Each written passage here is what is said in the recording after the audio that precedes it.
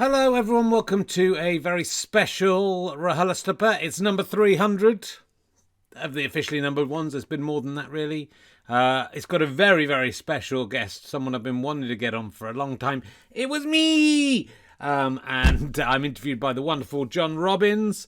Thank you to everyone who downloaded this early for Refuge. We've raised, I'd say, at least £10,000 for Refuge, which is extraordinary.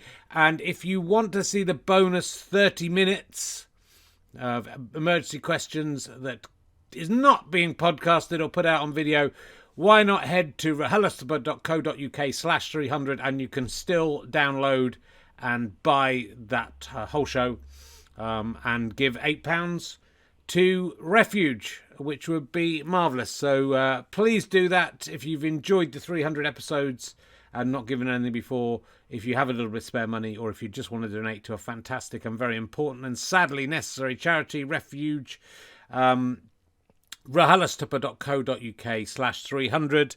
Also, on November the 5th, my book, The Problem with Men, is published. I can't believe it. I've written it in lockdown. It's quite a little book. It's only 25,000 words. It's lots of fun, but hopefully it'll make you think about some stuff as well. What is the problem with men? I don't know. When is International Men's Day? You'll have to buy this book to find out. It's available from all great bookshops as an audiobook, as a regular book, and as an ebook. It's not available from like actual bookshops in two of those forms, but you can get it online. You know where you get your books from. You can choose.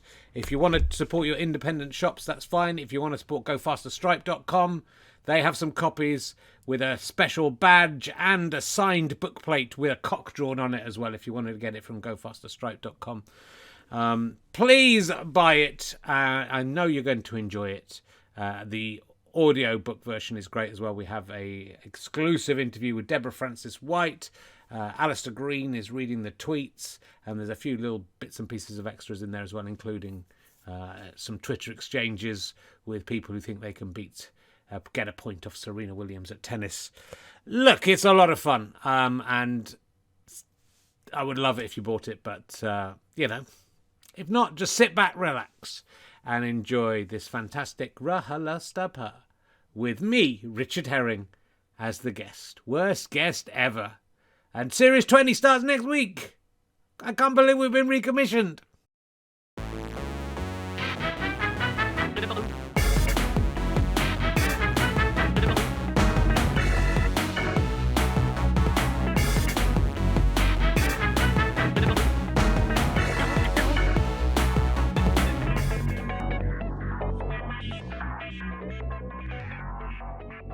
Hello and welcome to John Robbins's Richard Herring's Leicester Square Theatre podcast from the Bill Murray. Hey! Or, as the cool kids are calling it, Jerrahustalapuffabuttum. And I have to say, some of the cruder cool kids are also calling it Jerrahustalapuff front bottom. My guest tonight is a comedian, podcaster, writer, presenter, snooker player, consecutive number plate spotter, fundraiser, blogger, stone clearer, emergency questioner, Twitch trailblazer, ventriloquist, playwright, and overly optimistic theatre impresario. A man perhaps best known for playing himself in Series 1, Episode 4 of Enough Rope with Andrew Denton. Ladies and gentlemen, please welcome to the stage, Richard Herring!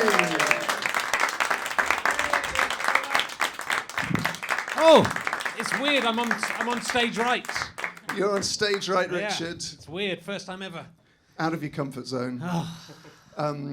First question before we get into this. How's it looking at the old reflection? Look pretty good. I mean, this is sort of what I'm doing at home, is looking at myself as I talk to you, as I'm quite well aware of what I look like.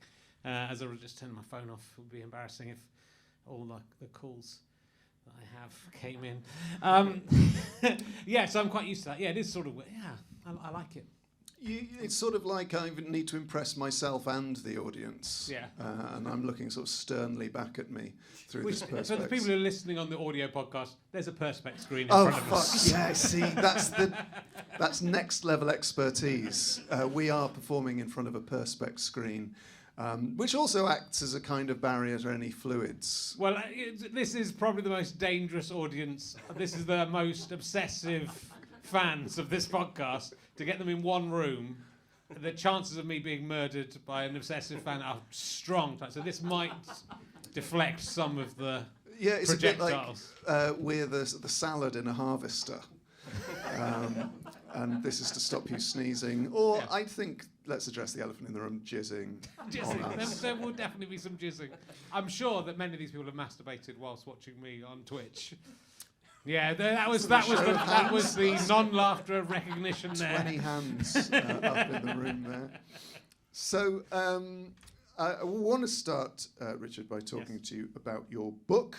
Oh yes. Your book, which the subtitle is "When is International Men's Day? Why does it matter?" Yes. And I have to say, before we get into sort of more jovial topics, I found it very moving, and it's sort of one of the few things I've consumed in 2020 which has sort of left me with a sense of hope. Oh, that's nice. And also, it's lovely when you read something where someone has been able to put all the things that you can't, in your own head, that you can't sort of corral into an argument. They put it in either a book or even a tweet or an article, and you can kind of go, well, I've now got that.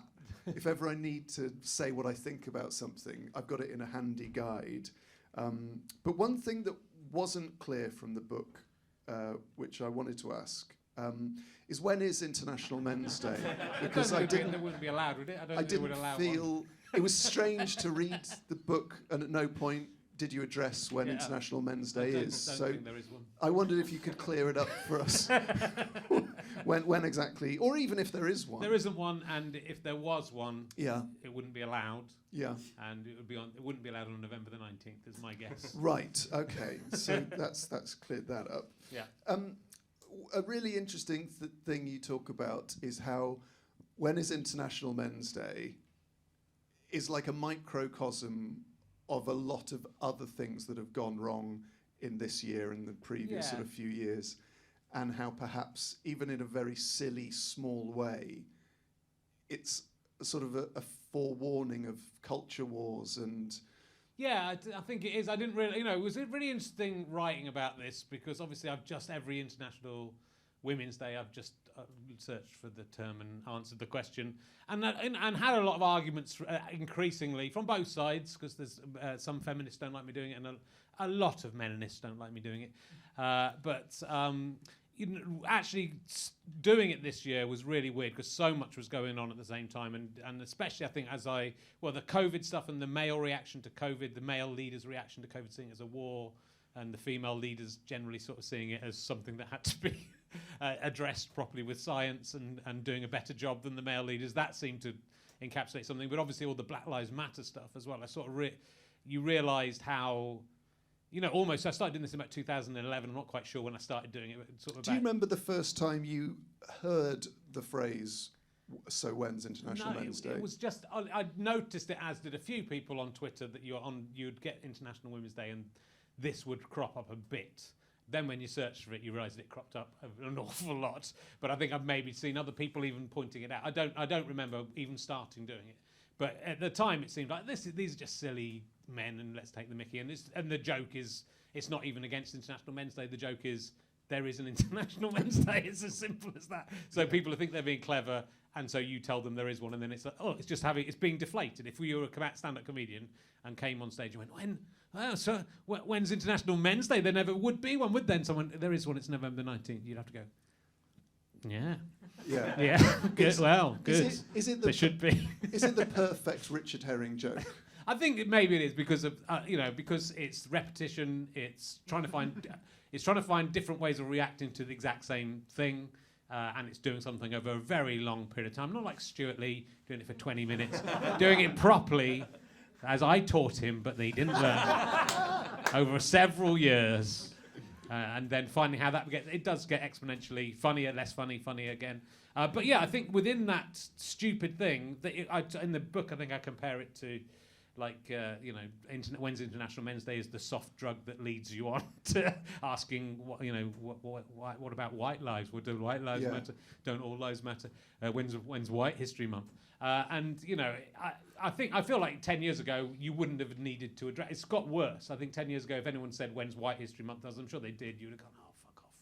So this is quite a big question. Yeah. But what do you think it is about white men, usually, but not always, who see anyone else having something as some kind of thing being taken away from them? So it touches on so many different debates, so like trans rights and black rights and women's rights. Yeah. That the idea that a man who has been part of the status quo for, say, forever, for the history of time, a white guy, is unable to see that raising awareness for people who have different experiences of the world is enriching for them as well. Yeah, well, that's what I think. People. Well, that's what they don't claim to understand is obviously if they're a lot of the men who are advocates of International Men's Day, which they aren't really because they don't know what it is, and I didn't really know what it is, and having written the book, I kind of think, well, these guys don't understand even what it was about. You can find out about it in the book. But they say they're advocates for equality, and they're going, well, actually, it's men who are the society sexist against men because of this and this and this. And if that's true, and it's true in certain cases, then equality will help those people. So that's what they don't realise, that they're fighting the same. If you're fighting for equality, you're fighting the same battle. So if you manage to help everyone have an equal, something like mental illness, the equal help for mental illness, that will help the men who are supposedly more likely to commit suicide, though actually the figures are women are slightly more likely to attempt it and men are slightly more likely to succeed. So it's fairly even on the suicide one. So that's good news, right? That's well done, everyone. But yeah, I think it's people are threatened, and when people are threatened, they sort of strike outwards. I think, and they don't want. If men really believe, these men who are worried about it really believed in themselves, they go, well, I'm so confident, men are this sort of weird dichotomy. I'm so confident, I'm so brilliant. Oh, but I don't want women getting an equal say because that won't be fair. Oh, because actually women will it'll be balanced the other way. And then, well, if you're so great, that won't matter either, will it? You go, no, it will still matter because they're that overconfidence that men have and that we're sort of taught to have and encouraged to have. Is actually hiding the fact that there's a lot of insecurity. Men, I think, don't. I really thought about this for the book, and through lockdown, it was really weird writing it in lockdown. I had lots of time to think about it, and a lot of things that hadn't even struck me when I've been doing it. But I think, men are the only group who embrace their stereotype and back it up. Anyone else, you go, this is what women like, this is what white people like, this is what black people like. People go, no. But men, no, actually, I'm going to be more macho, I'm going to be more confident. And male confidence, when threatened, becomes even bigger and then becomes more dangerous. And, it's actually got to the point where what seemed funny in 2011 is now ruling the world in 2020. So, it's worrying. And I just think, the book is it's a funny book, I think. It does cover some serious things. And it's got a very limited ambition, which is that men no longer ask that question, right? Which has always been the ambition of this But it's stunt. Not to blow too much smoke up your ass. I'll get to all the stuff you've done that I hate later on. But it's very subtle because each chapter is like a little herring vignette. And you think, oh, this is just really fun. It's Richard being pedantic about stuff.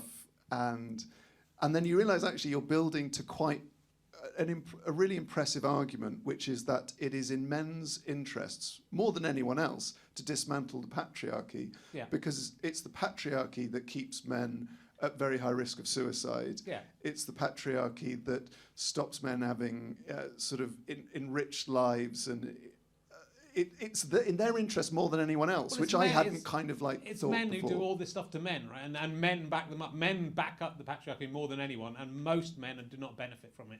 The only people who benefit are the people right at the top who aren't going to war, who aren't working down mines, and yet men who the men who get the worst lot of it will blame. They'll blame women, they'll blame immigrants, they'll blame anything else other than the people who actually are responsible for their lives.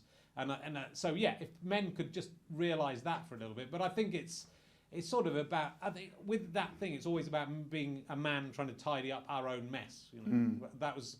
And some people didn't like the fact that I was making International Women's Day about myself by doing this, but I always felt like this needs to be a man doing it, so that women can get on with enjoying their day, but also because if a woman does it, you'll get a different sort of response. But I sort of just think, the men who ask when's International Wednesday and International Women's Day make all the other men look bad, and I don't think it's the majority of men, but they make us all look like that, and then it makes International Men's Day look bad because you think this is only a reaction to International Women's Day, so you can't even do International Men's Day properly. And writing the book, I realised it's not that big a deal having a day. Like these men go, when's International Men's Day? There'll never be a day. There's a day for fucking everything. There's literally there's a game in the book where I say, with your friends, get round and name a thing, and if you can name a thing that doesn't have a day, even a little bit obliquely, you get a point. You have to Google it and find out, and there's a day for everything. So it's not a big deal. It's not recognised by the UN, which some men are very upset about. It hasn't had a Google Doodle, which some men... When's my Google Doodle? You don't get a Google Doodle. I mean, it's so childish. And I ended up feeling like... I ended up feeling like a little bit sorry for the guys, and also a little bit hypocritical, because I want men to express their feelings, and what those men are doing is expressing their feelings. They're wrong. What they're expressing is childish and pathetic and wrong. But they are trying to go. What about me? When's my birthday? It's that It's that little. I tell a story in the book about going around to my next door neighbour's birthday party when I was 6 and throwing a strop because she won the pass the parcel, which I clearly remember happening, and I'm still angry about because her mum was controlling the music, and I'm pretty sure she cheated even now. But it's that impetus. It's this childishness, and we should be allowing men to express themselves. But that's what International Men's Day sort of was meant to be about. One of the things it was meant to be about, and it's been co-opted. And lots of things, I hadn't thought. All these times people go, well, when's International Men's Day? Oh, there isn't. Well, it doesn't get celebrated in the same way. And you go, that's. And I would always say, well, it's up to us to do that. But then I kind of realised there's Movember. The whole month of November is Movember, which celebrates all of the things these men say we never get covered. It gets covered much more in the media than International Women's Day, and that people get behind because it's fun and it's not. It's inclusive, it's fun, and it's not about going, it's just like, hey, come on, let's make this a fun thing. Steak and Blowjob Day is more famous than International Men's Day because it appeals to men. I found that quite disturbing is the wrong word, just kind of so bleak. Yeah. That really is not my kind of humour. No. And it's just sad that that's kind of... I don't think that's actually most men's humour. I think it is... Can you explain what steak and blowjob day is? I tried to do St. Skeletor's Day, which is the day after St. Valentine's Day, which is a day dedicated to hate and breaking up relationships, which is the opposite of love. But then Steak and Blowjob Day is a month later, and it's set up by a DJ from America who wanted to have the antithesis because Valentine's Day is for women apparently, and so that if they have their day of romance, I mean, this is someone who doesn't understand romance or really does and is taking the piss. I don't know which is. The men like having blowjobs and eating steak. Now, if you play your cards right on Valentine's Day, you can have both of those things on Valentine's Day because you go to a restaurant and you can order what you like, and if you've done any, you should, you might have to reciprocate, but you'll hopefully get some kind of. Some sort of sexual touching. Get your willy touched a little bit. But it's... I don't think that's actually most men's humour unless they're together. And I think there's this kind of enormous cloud over groups of men that I've experienced in so many different arenas where when you take a man you might think is kind of like bullish and crass and sexist, you take them away from that group. Yeah. And you realise, they love their wife, they love their kids, they just... It's almost like everyone's pretending, and if you could just just say to everyone, hey, it's okay to to like Well, love I your think that is. partner and I think that is. I think men are pretending to be. They're encouraged to pretend to be. You know, and have not have emotions. As kids, we're encouraged to feel that, and you're encouraged to rise above that sort of stuff. But within that, I think there's an element. There's more of an element of humour in Steak and Blowjob Day than in some of these things, because it's sort of like it's trying to wind people up. Yeah. In a way that asking when's International Men's Day is an attempt to wind people up, but it doesn't work as a joke. So I think just if you look at them coldly as jokes, when's International Men's Day doesn't work because there is an International Men's Day and it's on November the 19th. Whereas Steak and Blowjob Day is like an attempt to, you could see it as an attempt to wind people up in, you know, and I don't think anyone's, you know, and also really thinking that's what the day is. You know, you address this in the book, but your humour over the years has at times been like childish and crass and sexist, and you make some sexist jokes in the book. Yeah. And I wanted to ask, like, if I had seen, say, 3 of your stand-up routines from like the past 15 years, I would probably I would probably think you're quite an unlikely champion of women's rights and the rights of people with learning disabilities or learning difficulties.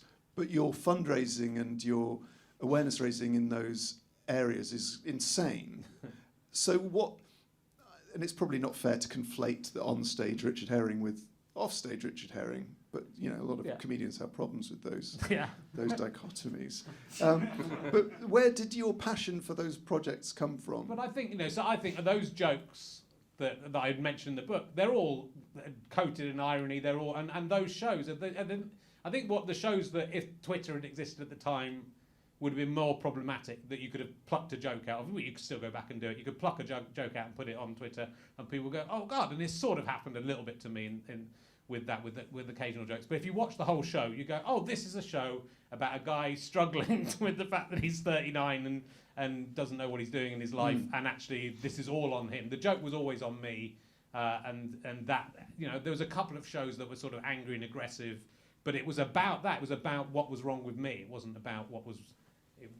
Any of the, you know, you're playing around. I mean, the joke that I still would occasionally do about I'm not sexist. I've got a friend who's a woman. You know, I believe women should be treated as if they're equal.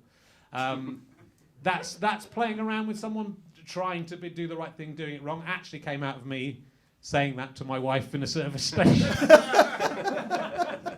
and realizing I'd misspoke. And that's so funny. But I think a lot of humour does come out of that realization. And I've been going since the 90s. I think, like, given that I was doing comedy in the 1990s, the stuff was always had a kind of understanding, and anything we did was we were very anti-lad, basically, culture. Although we did, again, routines that I think you could take stuff out of context.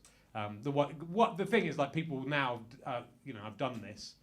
The people will do search for stuff and they go, "Oh, well, that's interesting when you did all that stuff about Gail Porter, and then that's what made her try and kill herself or whatever." And you go, "Well, A, that was Stewart Lee, so please, I didn't approve of him doing it at the time. You seem to have some issue with her."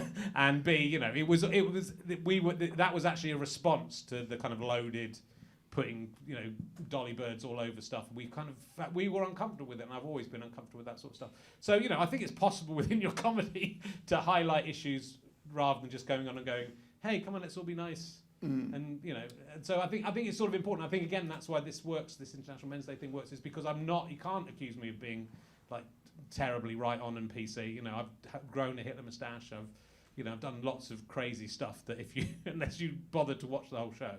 But of course, you know, in a 30-year career, you'll look back and go, well, now, judged by today's standards, I wouldn't do that joke. I probably wouldn't do some of the material in Hitler Moustache, to be honest.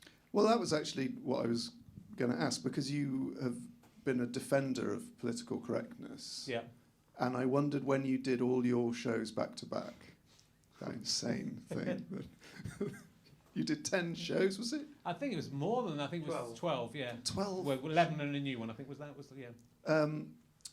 Did you, going back, think, I now can't do that routine, or I can't... Did you tweak much of it? Because I have routines that I look back or listen to recordings of stuff I did maybe 10 years ago, and it's not necessarily a huge chunk, but it's just a word you might be more flippant with then than you would be now. I still think I did them fairly faithfully. I think Someone Likes Yoghurt was just so long, I didn't have time to do it. And also, when that was the only one that genuinely annoyed me, and I felt lots of it's great, and it's one of my more popular shows. But it's just, I feel like the first half went on too long, given the second half was going to all be about yogurt. Yeah. It was 4 or 5 routines that were designed to test people's patience, and now as a parent, I just listened to it as a parent and thought, if I'd paid money to go and see this show, I would fucking hate this guy. Because that is my night out, and all he's doing is deliberately trying to annoy me. And I just felt like the last 10 minutes of the first half, I could have done without, just because I'd like to have gone to the bar. And so I think I did less of it, because. I actually thought nearly everything worked. I think actually in Hitler Moustache, using the racial epithets and saying they're just words, and if it's a stone isn't a weapon, so you throw it at someone else. I sort of agree with that, but I don't think I would say the words as much as I did. Or maybe I don't think I'd say the words at all. But I use a routine where I'm repeating the P word over and over again. But it's making a good point, I think. But I think it's not. It probably now in hindsight, wasn't my place to make it. But I feel like in the noughties, and I think a lot of comedians are finding this in the zeros, whatever you're going to call them. There was a sort of feeling we'd gone the next level. You know what I mean? It felt like, oh, we've sorted everything out, so now we can start, moving on and looking at this in an ironic and postmodern way. And I just think we were wrong about it. There's lots of people doing, that's the 2007 kind of era, 2010. That's the era that people are picking tweets out and going, look, Sarah Silverman said this about paedophiles. Well, Sarah, I don't know why I'm picking on Sarah Silverman, but she also did blackface. But lots of comedians thought, oh, now we can do this because things have moved on. And I don't think that was, and then clearly that had not happened. Okay, so I think my Hitler Moustache is not a great transgression in that sense, but that was out of everything, that was probably the only thing that I would now think twice about. And do you think we're now beyond there was sort of a real tense time this year when an awful lot of stuff was being searched through in people's sort of back catalogues and tweets, like you say. Yeah. Are we now past that, or is I don't it think still? So. But I also think comedy's got to be. I think comedy's got to have context, right? And I think the danger is, there's a lot of things within that blackface argument that were, why the hell was that allowed? But then there were other things like in 30 Rock. There was a few examples that things were taken out of 30 Rock, and you go, no, but that joke was about that subject. It wasn't blackface in the same way that. Bo Selector was blackface. It was, this was commenting on the subject, and that was a show that was really understood race and was happy to play around with race. And so I think the danger is when people just have a pad and they're ticking off, oh, they said that word or they've done this thing, then there's no, and that's the problem with censorship. When we did the Fist of Fun DVD, the second series, the BBC suddenly got really heavy on censoring stuff because it was about the time all the problems were coming up.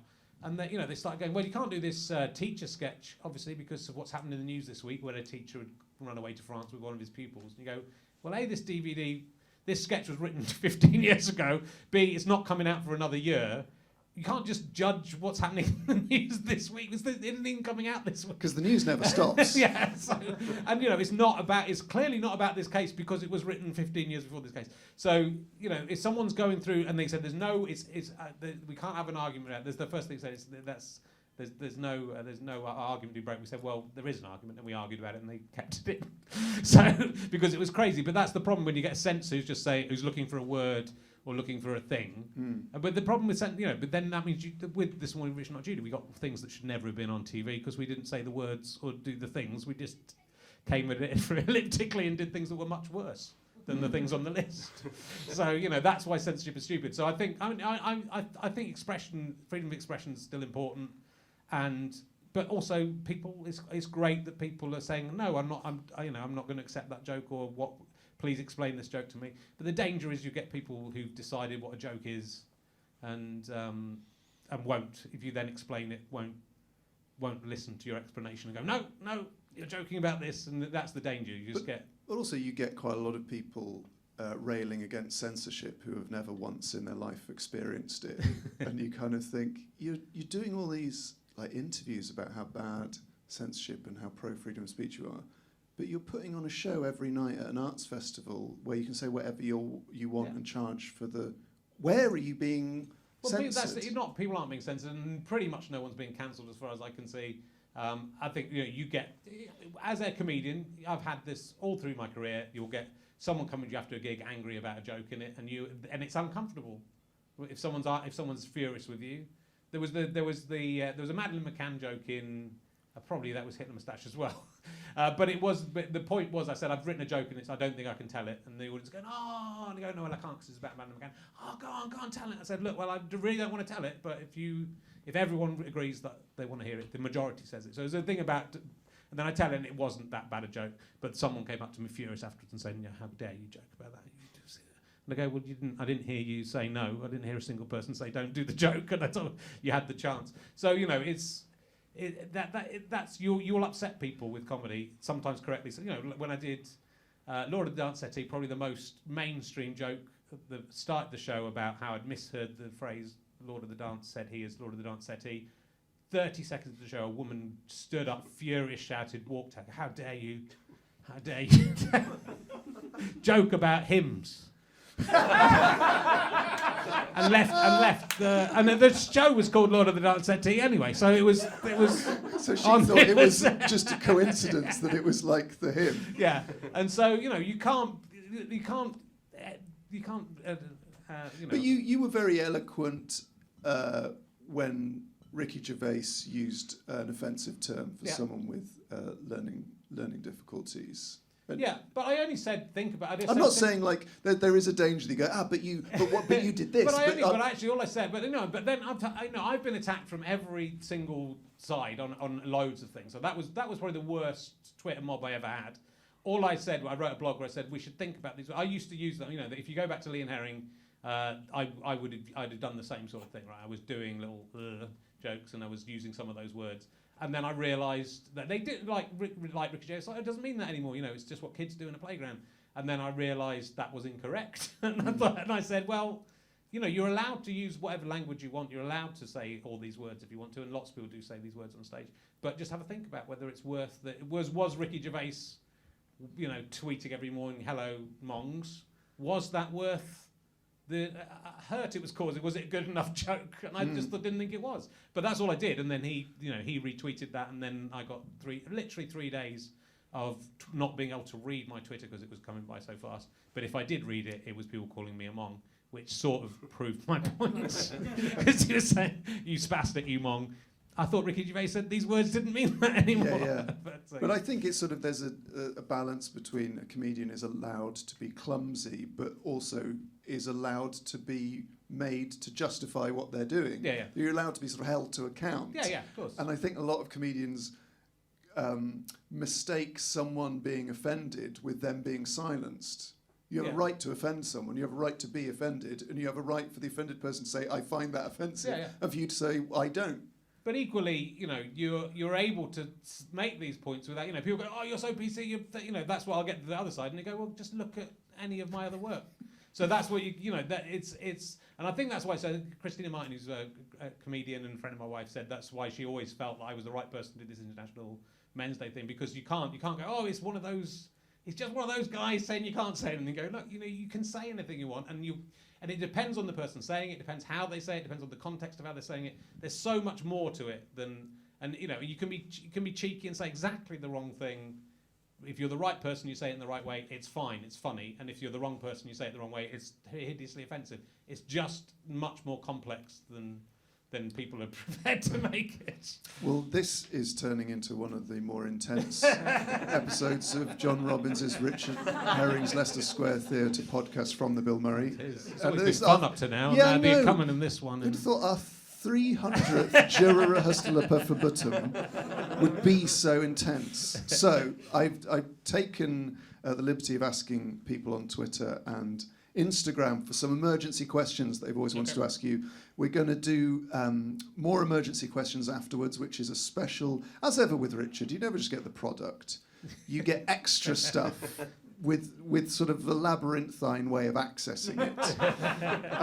But there's going to be an extra half an hour of emergency questions for people who have performed some Sisyphean task in order to access them. It is. The terrible task they have to perform is, to pay £8 to Yeah. refuge. And then we will. It's a 300th episode. It'd be lovely if people wanted to give some money to charity. As always, nearly everything goes out for free, but it's for charity, this extra bit at the end. But So not yet. So we will do some emergency questions in the main chat, and this first one is from a guy I've never heard of, Ellis James, and his question is, what sort of problems did you encounter being the slightly more chilled out one in a double act? Double act's a very complicated thing. I've been in a few double acts. I don't know if I've ever been the more chilled out one, really, but it's. I think I'm fascinated by double acts, and I'm fascinated by ones that work, and I'm fascinated by the ones where people remain on good terms. And it's not always, and many of the ones that really work, the people aren't on good terms. You two seem to be pretty good friends, but it might all be pretense. Well, we're sort of reverse. I guess we're like a reverse Lee and Herring, because we started as friends and individual comics, and it was 10 years later that we did anything together, really. Sure. So we had that dynamic that had kept us friends for 10 years. Sure. I asked Adam Buxton when on his podcast, I said, because this was the time when Ellis was getting an awful lot of roles, an awful lot of programmes, and I was basically only really doing stand-up and the show with him, and I said, what's it like when your double act partner sort of goes away and has success? Yeah. And he said, well, I can't really give you a glib answer to that, because it's very strange.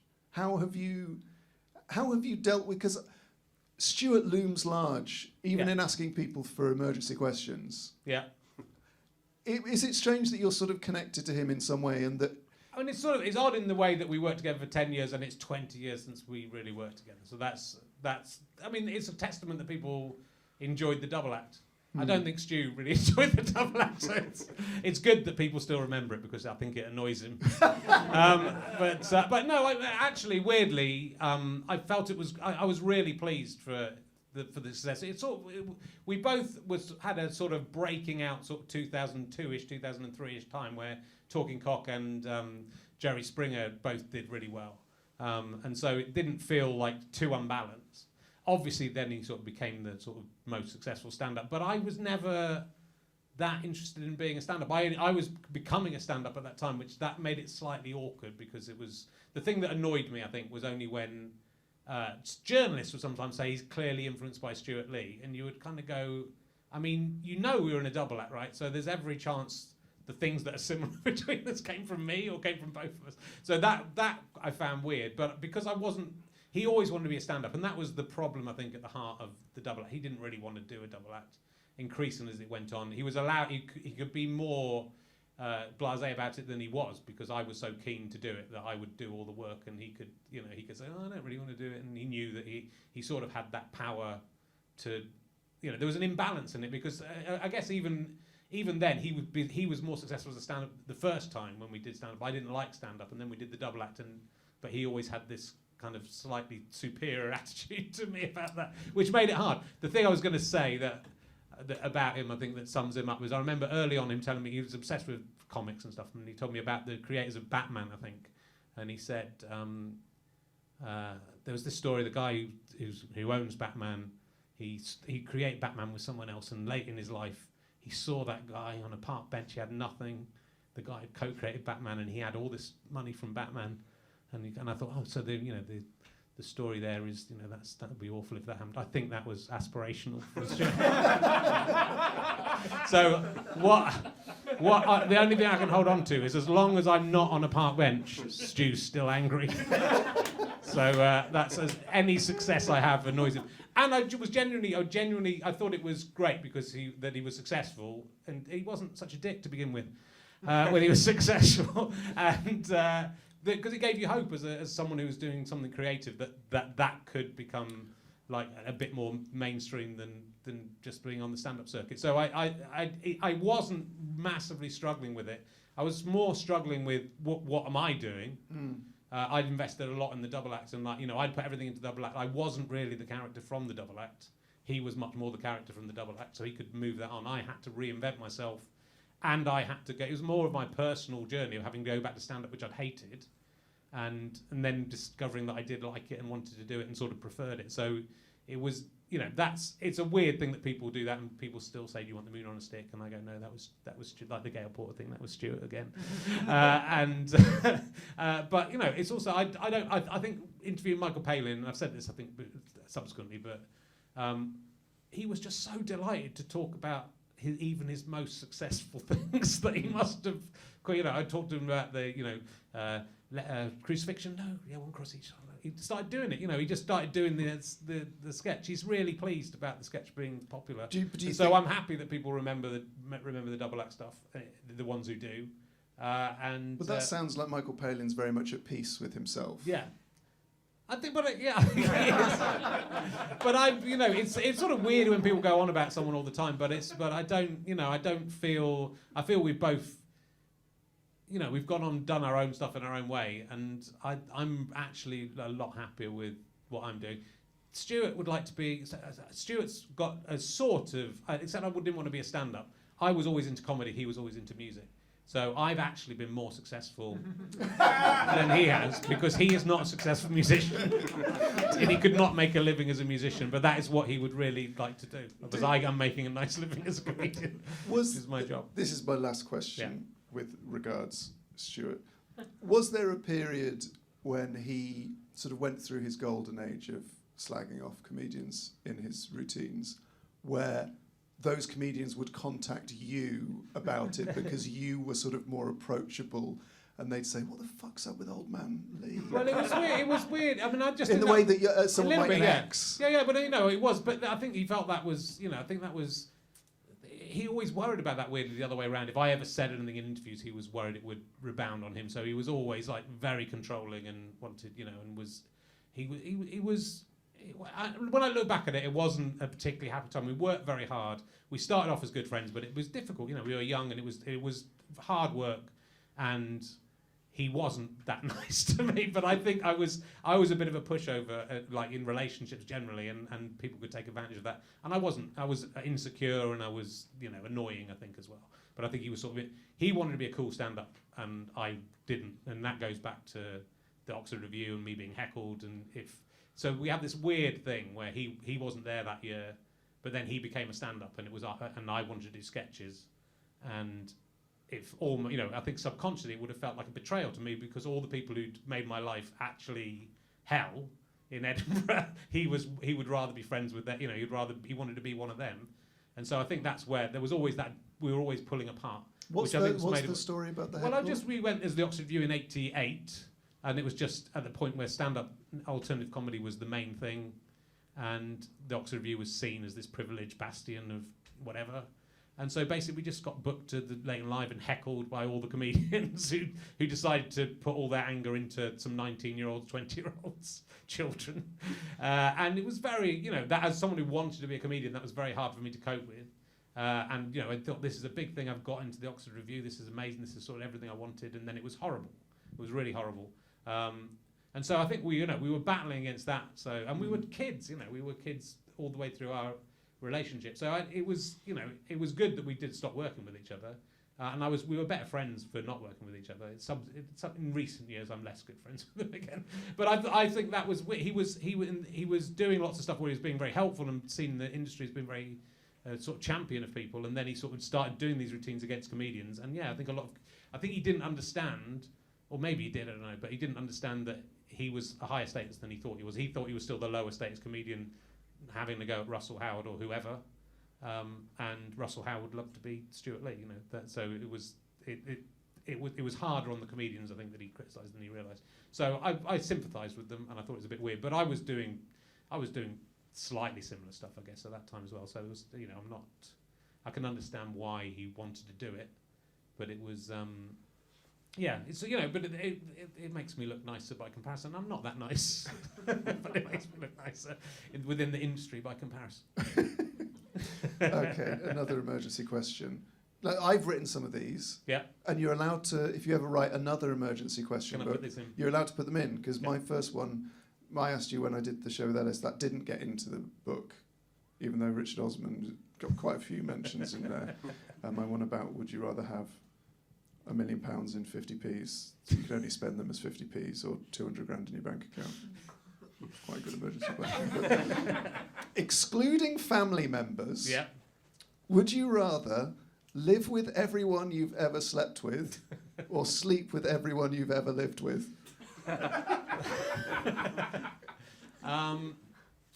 Well, yeah, it's great. Well, neither option is very nice. No. I think it'd be interesting to meet everyone that I'd ever slept with and live in a house and see how they got on. And it would It'd have to be a big house, John. That's what I'm saying.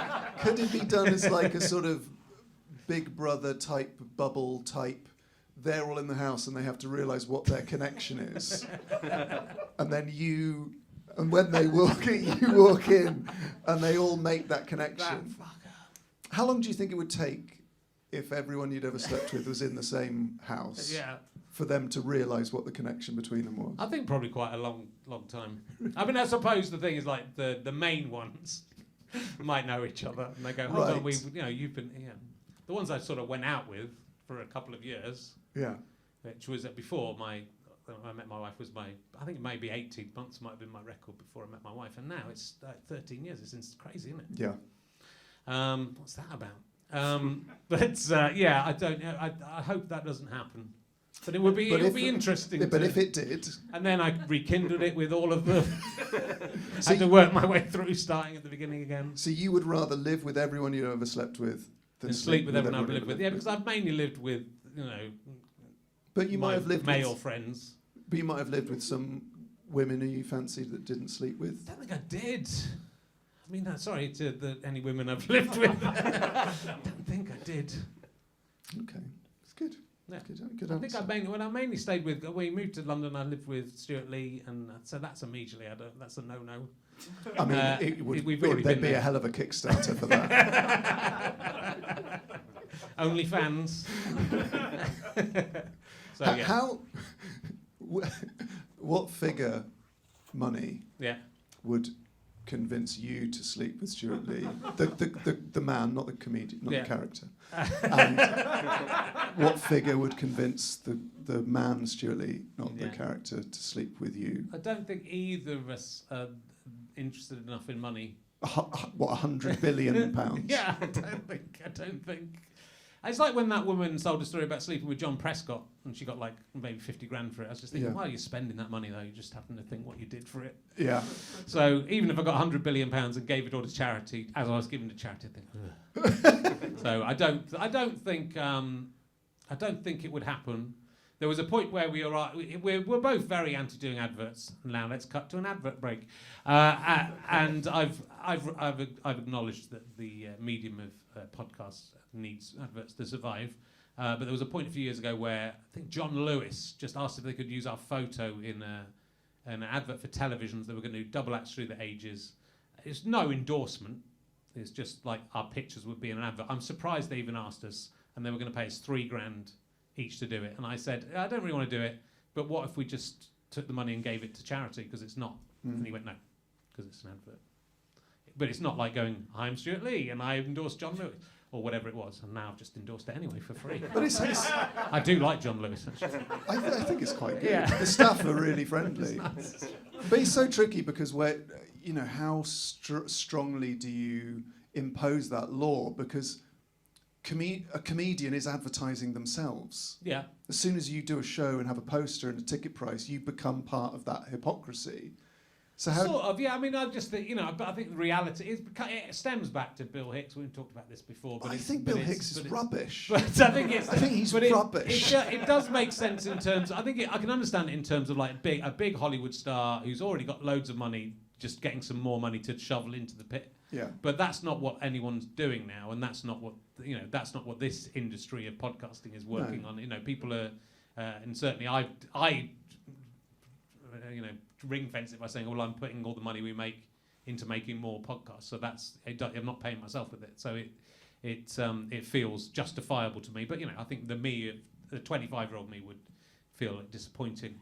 that we are immediately going to now cut to an advert. I think someone told me the one I was talking to Mark Watson about it, or we were met, I think even in the middle of the Bill Hicks bit or something we were talking about, it cut to an advert for McDonald's or something like that. The first week we had adverts, and I kind of thought that was probably Bill Hicks. But there is a sort of quite an unpleasant assumption that that creative people, in order to be good, need to be poor. Yes. Whereas I don't think that's fair, and that's what keeps an enormous amount of creative people really unhappy for a very long amount of time. Whereas actually what I think creative people need is to have to struggle to get their things made, because that makes you work harder, it makes you argue for the project, it makes you re-edit and redraft. But it's not about then at the end of that process going, it's a bit tasteless that you've made money off. Yeah. You wouldn't say that about someone who'd invented an amazing thing. No. You wouldn't say we should sort of... Well, it's true, and I think that's true, and I think the problem is when you get people who have the power to get whatever they want made, which is sort of what you're hoping to get to, is again very rare for them to put the work in, because they don't have to, which again, I think Stewart really does put the... that's why his work ethic is very admirable, and his dedication to creating great comedy is very admirable, and he hasn't sold out in that sense. But like other people, you sort of go, oh well, here's another series. So people like you and I, who've had to struggle to get whatever stuff we're going to get onto TV and fail to get stuff on TV, you kind of understand how hard it is to push a project, and that I think does make you better as a creative person. Well, I'll segue from that onto this. So you've created a persona of a sort of overlooked outsider. But I went on your Wikipedia page and I was sort of trying to put your CV for the introduction to this. Yeah. And it's completely insane. It's like beyond the wildest dreams of any comedian starting now. 5 TV series, 30 including 30 episodes with Stewart, 10 radio series, 10 books. You won 5 Chortle Awards. That's true.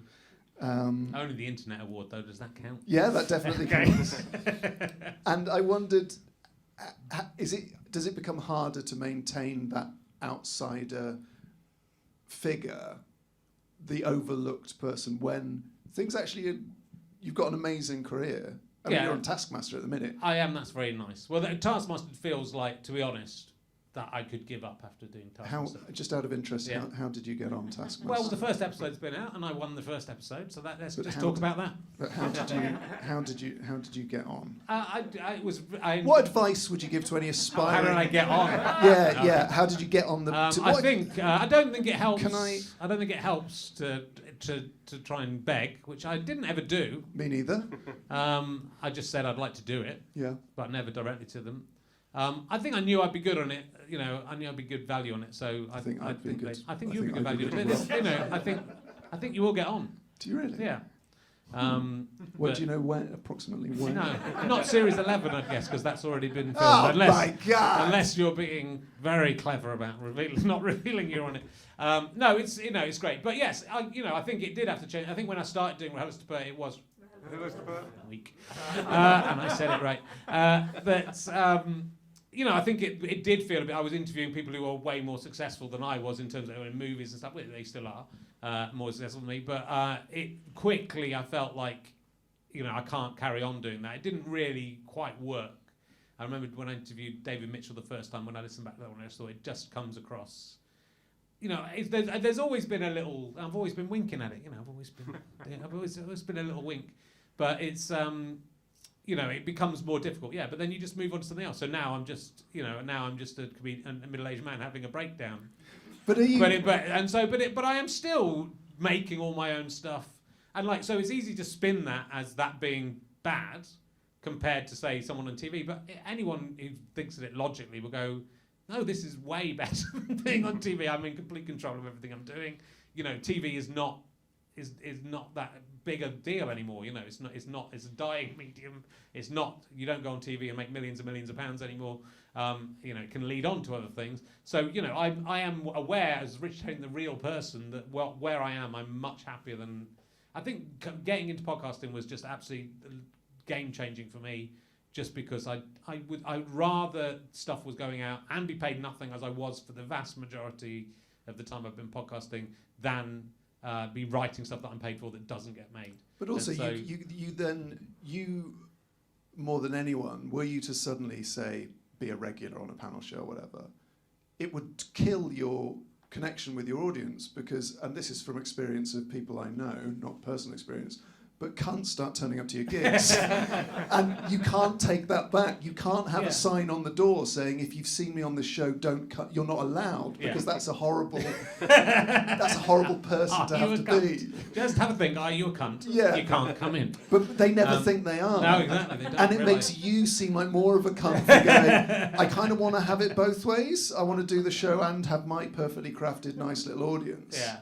But that's true, and without blowing smoke up, these are the 20 main people from the audience. I mean, they're not as nice as the normal ones, but people, when I do previews and you split a preview with, so you're doing a stand-up gig, the people I preview with generally are newer comedians, and they can't believe how great my audiences are in terms of being listening.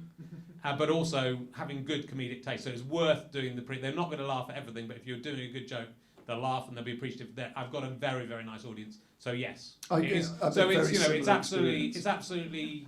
I don't think doing Taskmaster will affect much, but it would be something to consider. But then I don't want to be. I'm not saying I'd never do like a panel show regular thing, but. I watch it and I sort of think, what are you getting out of this? I mean, maybe some money, maybe some exposure, maybe more people come see me on tour. But it's not a creative thing for most of them. It's not, it's just like doing a job. And I didn't get into this to do a job. I got to get into this to try and, push back the boundaries. And so by being able to do podcasts and be able to do sort of weird Twitch streams, I mean, I'm loving, I don't think Twitch would have happened the same way as it has without lockdown. Because I think it really, the mentalness of what I'm doing sort of suits lockdown as well. It feels like a reaction to lockdown, which it isn't, because I was doing all this stuff before. But it was apart from the ventriloquist dummies. But that's an amazing place to go. Hey, look, I can just I wonder if I can actually do ventriloquism if I just do it. I'm not practicing in the interim. It may be obvious to you. I'm not, but I'm not writing it. But can I improvise like an hour every week with some dolls and a carrot? And a dead wasp that I found, and and it's not bad. I don't, I think it's good. I think but I don't know because there's no reaction. So it could be. A lot of people just think the stuff I'm doing on the more obscure podcasts is just insane. I think it's really good, but I might be actually mad. I think stone clearing's the best thing I do. So I want to talk about stone clearing. And you can hear from the cheers of the people in the audience how they agree with it. He doesn't really think. I'm going to ask, before I talk about stone clearing, I want to ask another emergency question. Okay. This is just a really good question, I think, from Dave Cakes 113. Oh yeah, Dave Cakes, yeah. Have you? Who's the funniest person you know outside of comedy? Ooh, well, it's hard because Christina Martin, I think, was the funniest woman in the UK. Was a stand-up comedian, and she writes for Viz. They've got to be proper civilian. No one. There's no one. Really? There's no one funny. I'm trying to think if there's. I mean, nearly everyone. I mean, even the people who make me laugh on Twitter have got some connection usually to it. But it's. I do find like with a lot of these guys on Twitch and stuff. So a lot of my audience, I think, have. When you look at the comments, you go, "Oh, that was a good idea," or so I'll read some of them out. So I think a lot of the people who are watching my stuff do have a kind of good inventive streak in them. So I guess who used to do? Was there someone? So you're not someone who goes, "Oh, no one will ever be as funny as my mate." No, I mean, not. I don't. Big idiot from school. Because sorry, I just couldn't think of a nickname then. So the nickname I came up with is Big Idiot. There were sort of people who you would think, they were funny at school, but they're not as funny as the comedian. The comedians I know are really fucking funny. I mean, they're really brilliant. They're professional. Greg Davis, but even Greg Davis is just like the funniest man. Bob Mortar and Greg Davis thing, even out of comedians, they're just unbelievably off the cuff. Hilarious all the time, certainly when they're working, and nobody is as funny as that. So no one's as funny as comedians. Even you, John. There's no one even as funny as you. So stone clearing. Yeah. Now I have to admit I'm late to the stone clearing revolution. You've got to get in the ground floor. But so I've listened to. You can't listen to loads of them at once. I've listened to a few stone clearing episodes, and I don't mean this in a disparaging way. It's the stupidest thing I've ever heard. Like, it is so stupid. Yeah. And in any other comedian's hands, it would be a one-off joke podcast, or it would be an hour silly Edinburgh show. Yeah. But the only reason it's funny, and it really, really makes me laugh, is because you've been doing it for years. 2 years, only 2. Yeah. But what is it about you? Because there's quite a cliche about like the comedian who hasn't got an idea for Edinburgh, so they pick an insane kind of task. Mm-hmm. A complete sort of fake straw man type idea, and I'll do that, and then I'll do a show about it. And they're usually not very good because you're up against shows who are, their topic is life and the world. So if you're kind of narrowing your horizons so much, but because you have done this stupid waste of time for 90 odd things. Yeah. It becomes impossibly funny. Yeah. And I agree. as a comic, I'm listening to it, waiting for you to kind of wink and pull the rug out, which any other comic apart from Richard Herring would do. Yeah. How important is it, so my question, how important is it not to pull the rug out and not to undermine the thing you're doing? And I wonder so two, I wonder if stone clearing is sort of the perfect example of your vision of creativity. That sounds a very highfalutin way of saying, but it seems so uniquely you, to the point at which I will start an episode, and if it's an episode at random, you put yourself in the position of someone hearing it for the first time, and you think, this could possibly be the most insane thing anyone had ever heard or consumed in all media. If they didn't know you put on episode 73 of Richard Herring Stone Clearing. But I hope people do that. I hope it comes. It's unlikely people are going to search for them that it will come up. But I'd like people who don't know who I am to listen to it and think it's real. I think it's got to feel like it's real because it is real. Well, it is. I was doing it before I started doing it as a podcast. So I was doing it. And I believe that. Yeah, and I wanted to clear the field of stones. But I also think it's a parody of podcasting. So it's deliberately choosing the dullest thing possible and making it as if it would need to be taught. Yeah. As if there's anything more to it than you've got to pick up the stones and put them on the edge. But I think there's so many. There's themes in it, and I think it's and so like as a comedian, it's a big challenge to me, and I don't prepare. I don't think about it at all during the week. It's not scripted at all, is it? No, and so it's not scripted. Amazing. I've got a team of writers feeding me the information. And like if I'm in a bad mood, I'd still do it. If it doesn't, if the recording goes wrong, I don't put it out. But basically, I think it was one a couple of weeks ago where it did actually stop recording. I hadn't realised, but I just kind of was quiet for about 3 minutes, then thought, God, this one's no good. I'm not going to do this one. Do you ever get people messaging you saying this week's episode wasn't really like? No, I think people ever criticise your stone clearing? I don't think that many people listen to it, but it's a lot of people just use it to go to sleep too. Right. But I think there's, as an artistic project, it's about man's impossible fight against nature, about aging, about wanting to be remembered, and that's not possible. I've set myself a task that I would love to complete genuinely, but is not possible to complete. I've literally not even cleared the path around the field. And that's mainly what I'm doing. So the field is 35 acres big. But I love that you will have had that idea to do it in the first place, B, to make it a podcast, and unlike any other person on earth would have gone, what a fucking stupid idea. You not only start it, but you commit to it. But it's got to be every week, or it is just a stupid thing. But it doesn't have to. I don't do it every week, happen. But it just, if you stop, what makes it funny is the fact it's not stopped. That's the joke that it goes on, that it doesn't. Nothing really changes. But I think also within it, there's times in it where you're spouting stuff and you're just trying to. It's a stream of consciousness, some of it, and you come into something good, and then you create a world. And so without thinking about it, it's about the paranoia of being observed. It's about the paranoia, do people know what I'm doing in the village? So obviously it's going out as a podcast. Somehow the podcast me thinks that the people in the village can't hear the podcast, or that no one's gone, what the fuck is that bloke doing, scrabbling around? So I generally don't, but I genuinely, when I was doing it, before I was doing a podcast, I didn't want people to know what I was doing. This guy, the guy who'd actually started the cairn, who sadly died since then. Mike, I'm not laughing at him. I was very sad that he died. But he started the cairn, and he's the only person who sort of caught me, and he said, I used to do that.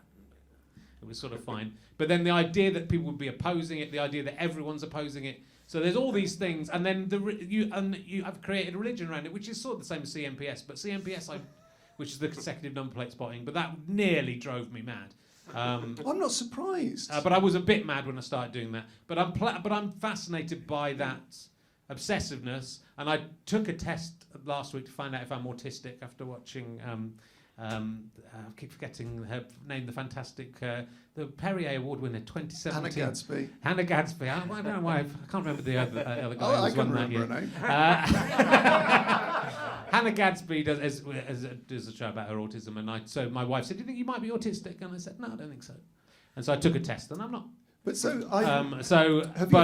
I'm always think obsession's interesting. I think, there's times when we're all a little bit mad. There's times when we have mad thoughts and we do mad things, and it's about I think there's more to it. I sort of see it as an art project more than a comedy project, but I do think it's funny. There's a quote. It's my favourite quote, and I often feel it when I'm writing a new show or beginning something, and it's attributed to Goethe, but it's actually by a mountaineer called Charles Aitchison Murray, or William Aitchison Murray. Basically, someone said, "Why did you climb K2 or whatever mountain it was?" And he said, "Until one is committed, there is hesitancy, the chance to draw back. Concerning all acts of initiative and creation, there is one elementary truth, the ignorance of which kills countless ideas and splendid plans, that the moment one definitely commits oneself, then providence moves too. All sorts of things occur to help one that would never have otherwise occurred. A whole stream of events issue from that decision, raising in one's favour all manner of unforeseen incidents and meetings and material assistance." And then it gets into the famous bit. "Whatever you can do or dream you can do, begin it. Boldness has genius, power and magic in it. Begin it now."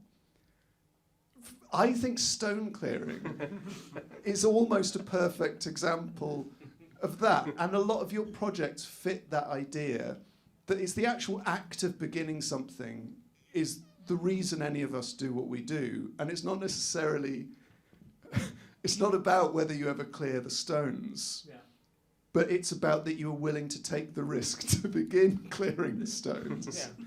Because you have no idea what will happen as a result of you clearing stones. No, and I don't know where it was going. I didn't know what it was going to be, and it's become lots of different things as a result. And it doesn't matter, but also it's giving yourself permission to to fail, which I suppose the blog has always been. I write a blog every day, and it does. I sometimes worry about whether it's funny, and then think, look, it doesn't matter. Just write something, and if it's good, it doesn't matter. And it's the same with these things. And look, I think the ventriloquism stuff is a kind of crazy experiment. And the first time I sat down, I thought, this is nuts. I will get 10 minutes out of this. But I think within the 3 months I've been doing that, the creative energy in that with stuff I've literally improvised, characters I've improvised, if one of them works, if one bit of it works, then it's something. And that's the stone clearing. I think you can't listen to that and think he's doing this to try and progress to something else. It's the end, right? It's an end in itself. The work is the work. That's not going to be a film or a TV show. I suppose it could be a book. Be an amazing book of mine. It's going to be a wall, is what it's going to be eventually. That's visible from space. But it would be so Alan Partridge if you secretly harboured hopes that it was going to be made into a film. But it's. I would like to make the wall. I'd like to make a wall visible from space, but I did have to pull myself back from it a little bit. So isn't the problem that all the walls are visible from space because of satellite? Well, they now are. Yeah, but I want someone standing on the moon to look and say that's the only man-made object I can see around that field in Hertfordshire. Do you ever have an idea for a project and dismiss it because you think, oh, if I get into that will destroy me? No, because I think generally speaking, I'm fairly, I hope that I am fairly balanced and fairly serious. I think Greg Davis said something about, I'm a serious man who's prepared to be really silly, and that's I'm actually quite a sensible man who's prepared to be really silly, and I think that's it. I feel in my real day-to-day life I'm quite grounded. Well, sometimes I'm not. Sometimes I feel like I'm waking up. If I'm drinking too much, I wake up in the middle of the night and feel paranoid and weird, and that's when. So every now and again I think, right, I have to stop stone clearing, because in the middle of the night stone clearing seems like too mad an idea, but when I'm doing it, it seems fun. But when we were talking about stone clearing upstairs before the recording started, and you talk about your work with a distance that other comedians who claim to have a distance between themselves and their work don't have. You convince me that you're not insane and that actually there is a character, Richard Herring, who's clearing stones. But I'm not sure. So I think that's part of it is, and I don't think anyone's quite sure.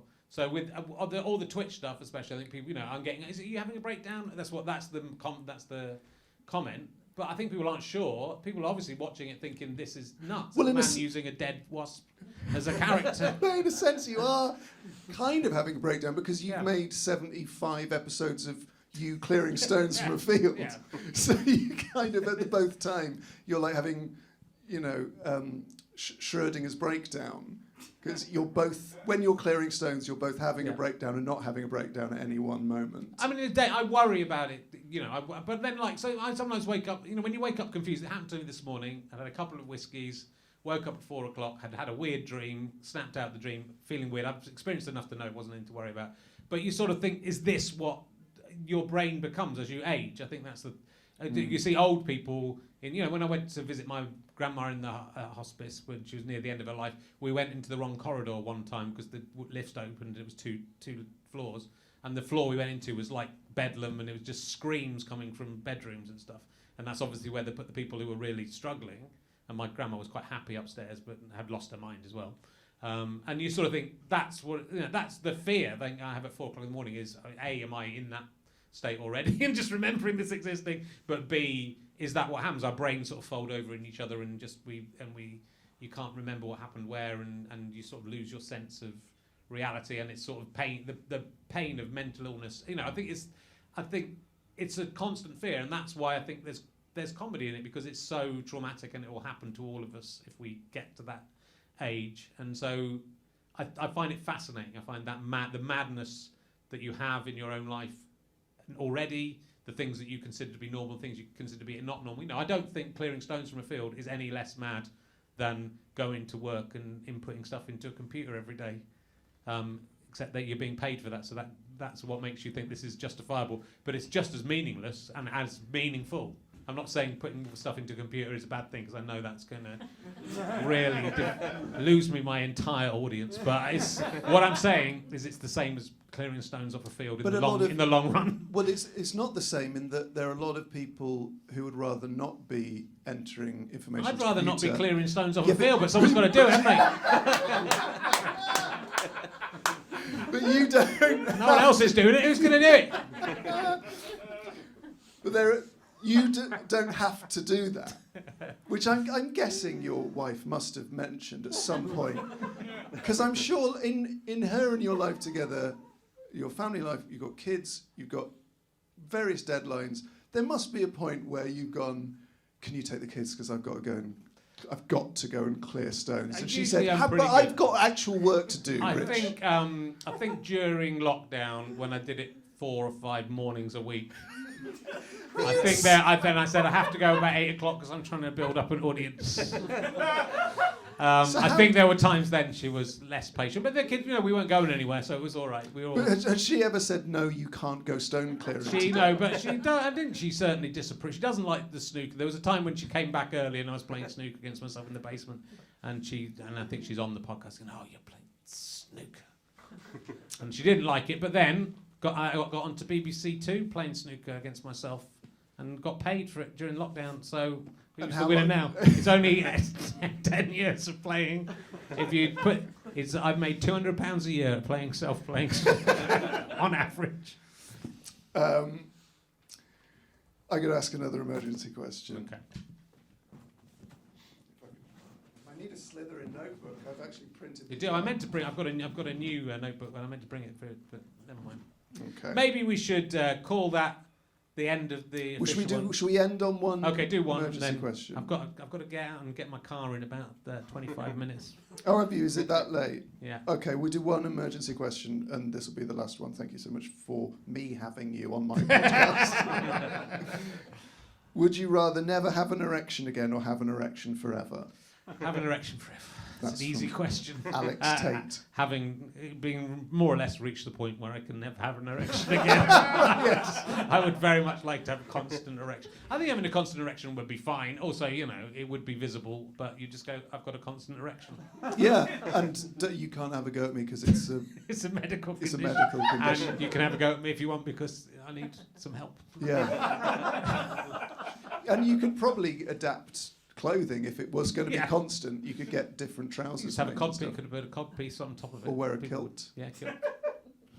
Yeah, maybe I want a constant erection now. I think a constant, definitely out of the two. I mean, to never have an erection again. Again, that's a thing that you worry as you get older. It's not been a concern for me, but as you get older, that's why there's all these adverts on TV for those things. Men are very insecure about it. They often are above urinals in service stations. Yeah. Sort of. But you're looking back to a time, as with all these things, it's what all this is about. You're looking back to a time when you had a constant erection and thinking that was great. Wasn't that great? It wasn't that good. No, Your 20s were bad. Your 20s were bad, almost certainly. And that's what people are looking back. Middle-aged men, I think. It does work. Middle-aged men worry me. I look at some of my friends and people on Facebook of my age and what they've become and turned into. And starting to believe conspiracy theories and going crazy, and it's about losing power. And that's what it's just about, not feeling useful. And I think that's what you've just got to find. You've got to find your place in the world and be happy with your place. And I guess that's what I've learned to do a little bit. And the because dream of would my be constant erection. If you could just decide when you had an erection. Yeah, that would be better. That's not. Science has yet to come up with a way of sorting that out. Okay. Richard Herring, thank you so much for being a guest on John Robbins' Richard Herring's Leicester Square Theatre podcast from the Bill Murray, or as the cool kids are calling it, Jurahustlabafabutum. And do pay some money to Refuge. There'll be a link. There'll be a link, and we're going to leave it up so you can get this extra 25 minutes. And also buy Richard's book. It's called The Problem with Men. When is International Men's Day and Why It Matters. Yeah. And it is a superb book. Thank you. Ladies and gentlemen, John Robbins. Thank you very much. Thank you. Thanks for coming out. Thank you to the Bill Murray for having us.